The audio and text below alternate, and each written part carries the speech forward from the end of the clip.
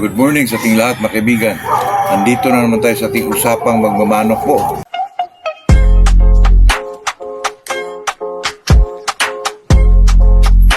Ito naman mga kaibigan, sa araw na ito ay napakaganda po ng panahon po.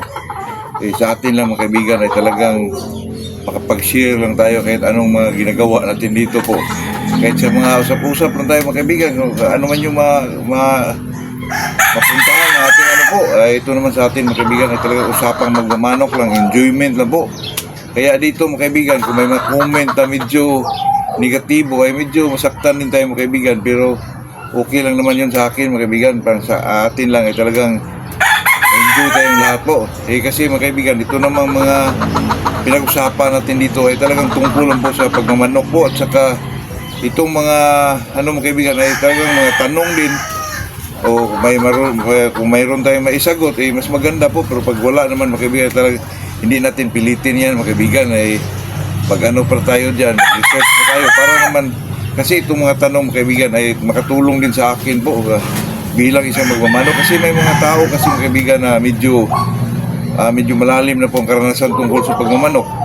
Pag magtanong sa atin dito mga kaibigan, tayo naman ay hindi naman tayo talagang napaka-eksperto. Sa mga tanong na yun mga kaibigan ay matuto din ako mga kaibigan, totoo yan. At saka ito naman pagmamanok po ay talagang kung ano lang yung mga eksakto o mga tamang pamamaraan sa pagmamanok ay pwede natin kunin po. Kung yun naman sa tingin mo ay hindi nakakatulong, di wag mong anuhin mga kaibigan. Kasi ito naman pagmamanok talagang enjoyment lang, nakakatanggal lang stress. Minsan naman nakaka-stress po. Kaya itong pag-usapan natin mga kaibigan ay tutungkol po na nagtanong sa atin na, boss, kung wala tayong roundhead, wala tayong kilso, ano ba ang ating ilagay sa ating manok po para naman medyo gumaganda at saka gumagaling yung ating mga manok po?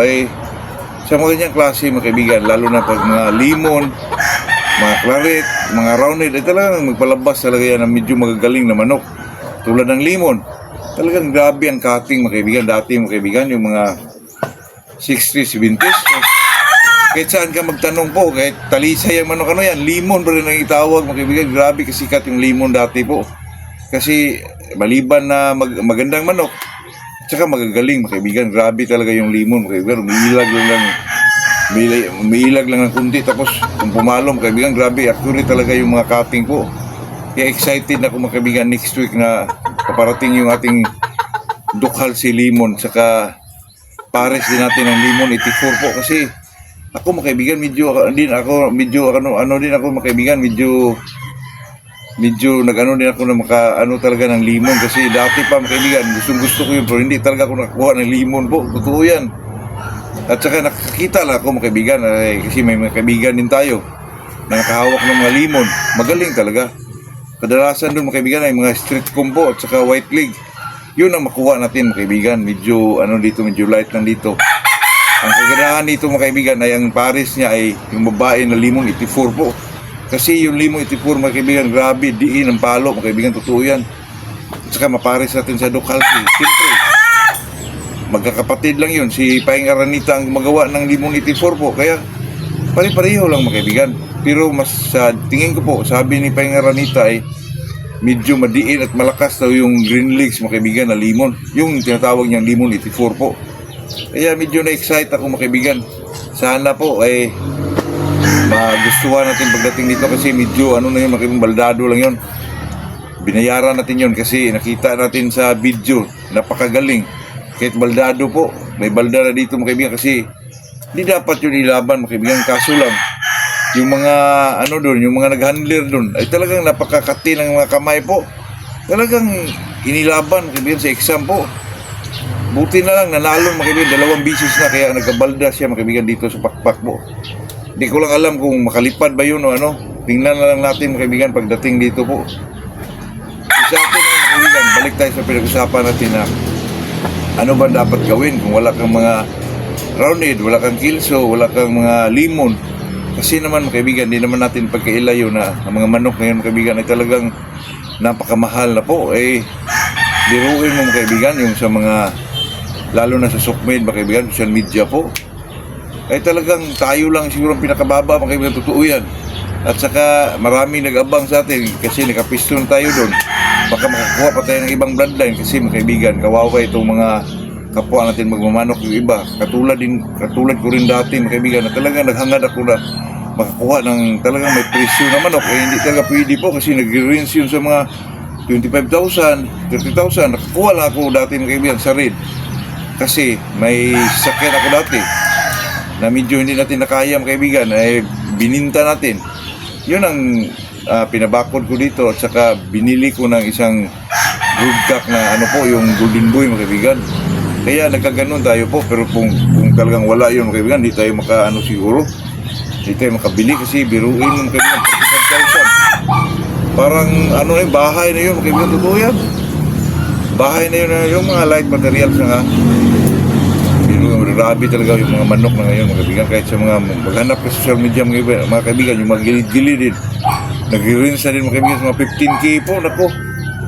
Yung mga cruises mga kaibigan, 8K, pinakamababa. Mayroong mga nakita natin sa mga gilid-gilid, 5K. Napakamahal na rin po. Kaya, biruin naman, kaya lang naman hindi po, kasi magbakuna ka, pagkain mo. Kaya sa atin mga kaibigan, napakasulit po. Nako, abangan nyo yung natin mga kaibigan, 6 months from now, yung tinatawag natin Jerry Jenkins po.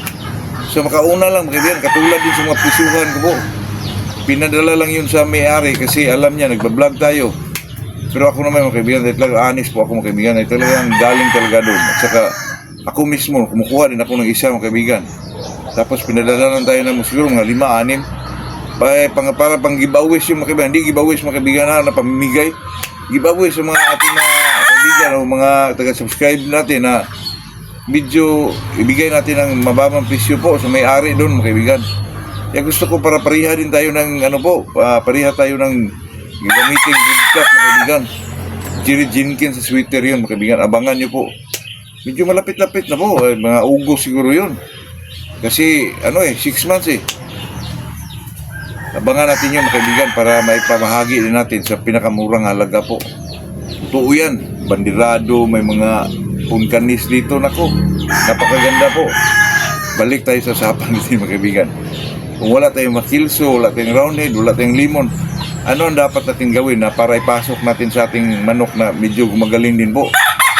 Alam niyo po mga kaibigan, sa tingin ko po makakuha kayo ng ganyan po kasi sa mga dito lang sa mga wail mga kaibigan, hindi makilala mga kaibigan yung mga manok na walang mga bloodline. May mga bloodline pero di natin alam. Marami dyan mga kaibigan sa mga sabungan, binta lang ng mga 2.5, 3.5. Ang dami dun mga kaibigan. Tingnan mo lang yung away na talagang katulad din ng roundhead na may angat, may mga ilag. Ay, ang dami ko nakita dyan mga kaibigan na medyo mga mura lang. May mga 1.5 pa nga, may mga 2.5.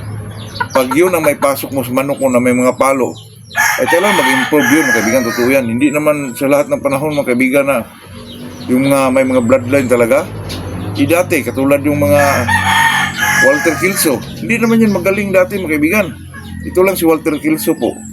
Pag may makita siya sa bunga na sobrang galing, superb ang mga cutting at saka may mga ilan, bilhin niya ng mahal yun mga kaibigan, tapos ipasok niya sa manok niya, i-breed out niya. Siyempre, may mga katangian talaga na doon. Yung mga palo ba, o mga ilag ba, sa tingin niya mga kaibigan na nakuha na. Siyempre, i-breed out na niya yun, ibalik niya yun sa bloodline niya na tunay na talagang hinawakan niya, base blood niya. Yung Kilso siguro yun, talagang gumagaling yung isang bloodline mga kaibigan. Kaya yung mga bloodline na hinawakan ng isang breeder for about 20 years, nako, talagang gumagaling yan mga kaibigan. Sa kulay, sa laro nila, talagang gumagaling po. Medyo lumalaki, laki yung ulo.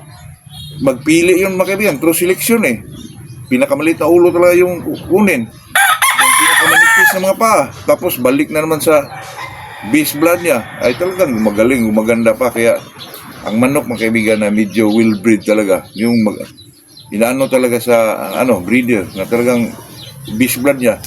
Hindi ka makakita mga kaibigan na man-hater po. Talagang mga mababait na manok.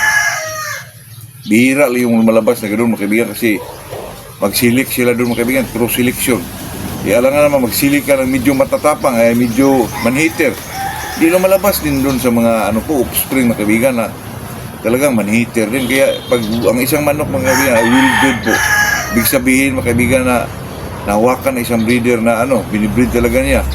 Talagang bihira lang yung lumalabas na medyo medyo manhiter na manok, kaibigan. Kaya yun po mga kaibigan, kahit wala tayong mga pira, basta tinitingnan lang natin yung estilo sa away ng isang manok, tapos ipasok natin sa ating manok. Kung ano man yung nasa sayo, talagang medyo makuha din yung kung ano yung pinapasok mo mga kaibigan. Pinapasok mo dahil may angat siya, may mga ilag.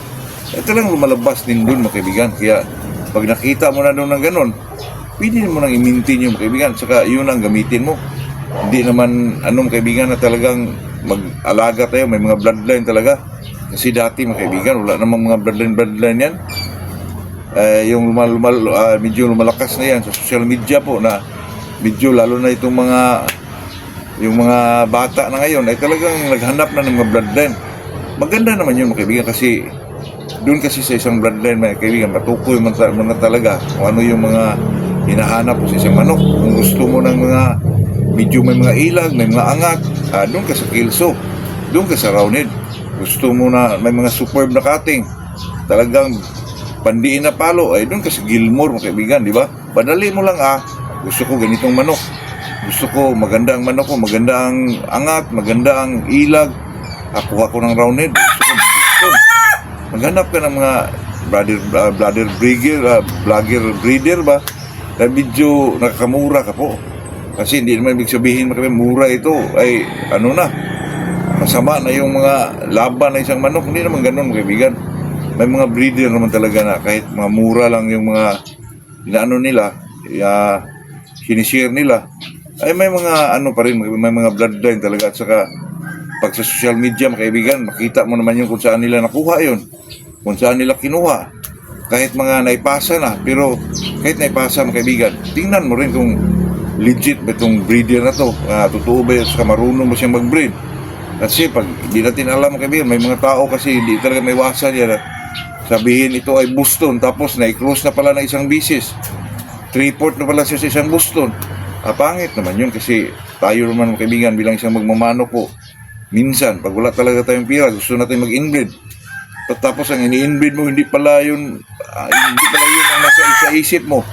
Naku, mahirap yun kaibigan, kawawa naman tayo doon. Kaya ako mga kaibigan bilang isang breeder po, ayoko po talaga magbigay ng yun talaga palagi kong sinasabi mga kaibigan, bilang isang breeder, honesty lang talaga mga kaibigan, totoo yan. Kahit mga small time tayo po, kailangan honest tayo mga kaibigan, kahit magigilid boys lang tayo mga kaibigan, kasi kawawa yung nabigyan mo, hindi pala yun ang totoong nasa isip niya o nasa dibdib niya. Kawawa po, kasi mag-inbreed ka mga kaibigan, maglaan nyo ng ilang years, tsaka pira pa. Kaya mahirap po. Kaya sa atin naman, pag kung wala tayong kapasidad na makapag-produce ng mga ganong klaseng manok, huwag natin ipilit mga kaibigan. Hintayin na lang natin yung panahon para sa atin po.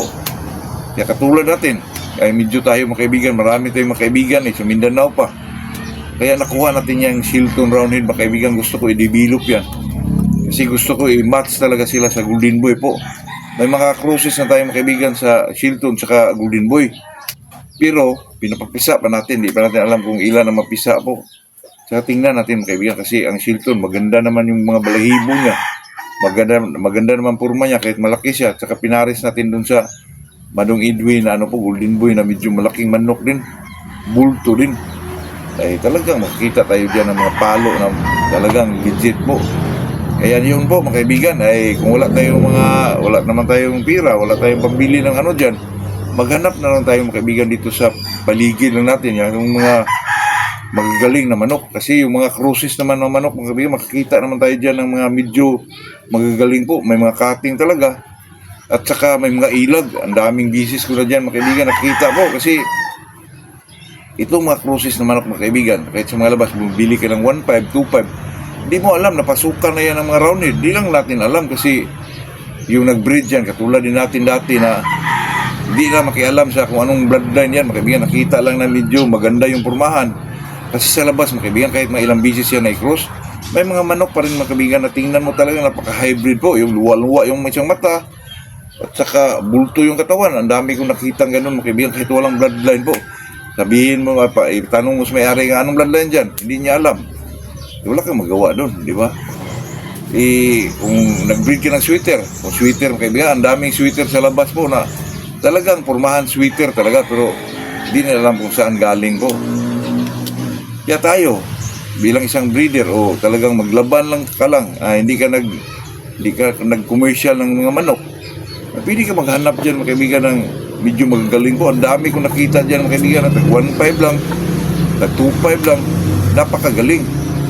Kasi mga kaibigan, yung mga cruises na dun sa labas mga kaibigan, tawag namin dyan ay wailhi. Di kilala ba mga kaibigan? Kaya ang dami dyan.